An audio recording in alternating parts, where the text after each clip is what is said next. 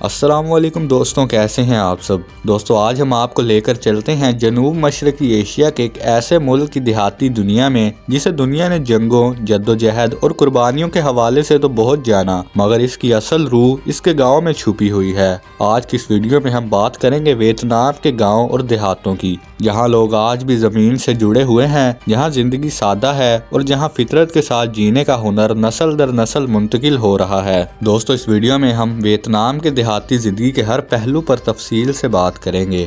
ہم دیکھیں گے کہ ویتنام کے لوگ گاؤں میں اپنی روزمرہ زندگی کیسے گزارتے ہیں، یہاں کی روایتی کھیتی باڑی کیسے کی جاتی ہے، مال مویشی اور مچھلی کی فارمنگ کس طرح ہوتی ہے، گاؤں کے لوگ شادیاں کیسے کرتے ہیں، اور صدیوں پرانی تہذیب و ثقافت کا رنگ آج بھی ان دیہاتی علاقوں میں کس طرح نظر آتا ہے۔ ویڈیو انتہائی دلچسپ ہونے والی ہے، اس لیے آخر تک ضرور دیکھیے گا۔ دوستو ویتنام ایک ایسا ملک ہے جو 1975 میں طویل جنگ کے بعد متحد ہوا۔ آج یہی ملک اپنی محنت، نظم و ضبط اور قدرتی وسائل کی بدولت تیزی سے ترقی کر رہا ہے۔ ویتنام کا شمار ایشیا کے ان ممالک میں ہوتا ہے جہاں جدید شہروں کے ساتھ ساتھ دیہاتی زندگی آج بھی اپنی اصل حالت میں موجود ہے۔ ویتنام کا بڑا حصہ دیہاتی علاقوں پر مشتمل ہے اور ایک بڑی آبادی آج بھی گاؤں میں رہائش پذیر ہے۔ ویتنام اپنی قدرتی خوبصورتی کی وجہ سے پوری دنیا میں مشہور ہے۔ شمال میں بلند پہاڑ، سرسبز وادیاں اور ٹیرس فارمنگ کے دلکش مناظر آتے ہیں، جہاں پہاڑوں کو کاٹ کر سیڑھی دار کھیت بنائے گئے ہیں۔ ان کھیتوں میں اگنے والے چاول ویتنام کی دیہاتی زندگی کی بنیاد ہیں۔ یہاں صبح کا آغاز ٹھنڈی ہوا، ہلکی دھند اور پرندوں کی آوازوں سے ہوتا ہے۔ درمیانی ویتنام میں گھنے جنگلات اور زرخیز زمین پائی جاتی ہے۔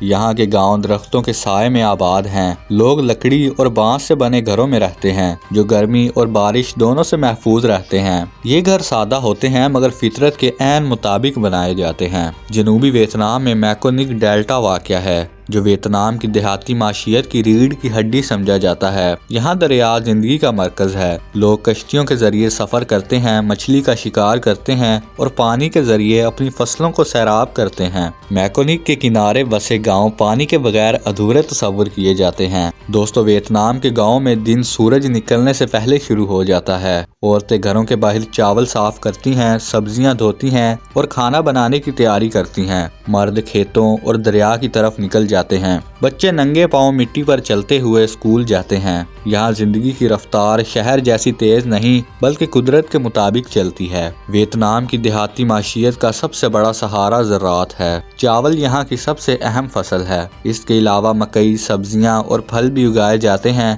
کسان گھنٹوں پانی میں کھڑے ہو کر چاول کے پودے لگاتے ہیں۔ یہ محنت مشینوں سے کم اور انسانی طاقت سے زیادہ کی جاتی ہے۔ اس کے ساتھ ساتھ مچھلی کی فارمنگ بھی ویتنام کے دیہاتی علاقوں میں بہت عام ہے۔ میکونگ ڈیلٹا اور دیگر آبی علاقوں میں لوگ تالابوں اور دریاؤں میں مچھلی پالتے ہیں، جو نہ صرف مقامی استعمال میں آتی ہے بلکہ برآمد بھی کی جاتی ہے۔ دوستو ویتنامی گاؤں کا کھانا انتہائی سادہ مگر صحت بخش ہوتا ہے۔ چاول، مچھلی، سبزیاں اور جڑی بوٹیاں روزمرہ خوراک کا حصہ ہیں۔ یہاں فاسٹ فوڈ کا تصور نہیں۔ یہی وجہ ہے کہ یہاں کے لوگ صحت مند اور فٹ نظر آتے ہیں۔ ویتنامی دیہاتی معاشرہ خاندانی نظام پر قائم ہے۔ یہاں اکیلا کوئی نہیں ہوتا، ہر بچہ پورے خاندان اور گاؤں کی ذمہ داری ہوتا ہے۔ بزرگوں کو عزت دی جاتی ہے اور ان کے تجربے کو اہم سمجھا جاتا ہے۔ ویتنام کے گاؤں میں شادیاں سادگی سے کی جاتی ہیں مگر ان میں خوشی پورے گاؤں کی ہوتی ہے۔ شادیوں میں روایتی موسیقی، مقامی لباس اور سادہ مگر لذیذ کھانے پیش کیے جاتے ہیں۔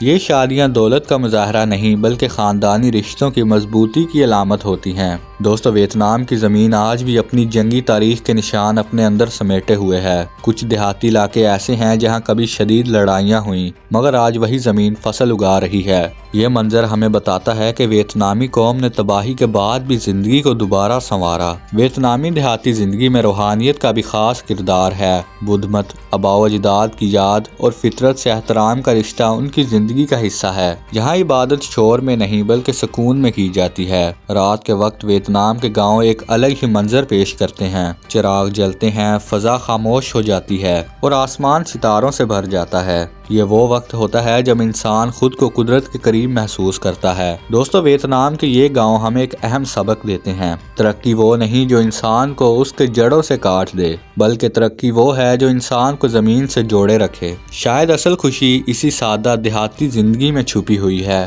ہمیں امید ہے کہ ویتنام کے گاؤں کی زندگی پر مبنی یہ ویڈیو آپ کو پسند آئی ہوگی۔ ایسی مزید معلوماتی اور دلچسپ ویڈیوز دیکھنے کے لیے ہمارے چینل زمین کی سیر کو سبسکرائب کرنا نہ بھولیں۔ ملتے ہیں کسی اگلی ویڈیو میں، تب تک کے لیے اللہ حافظ۔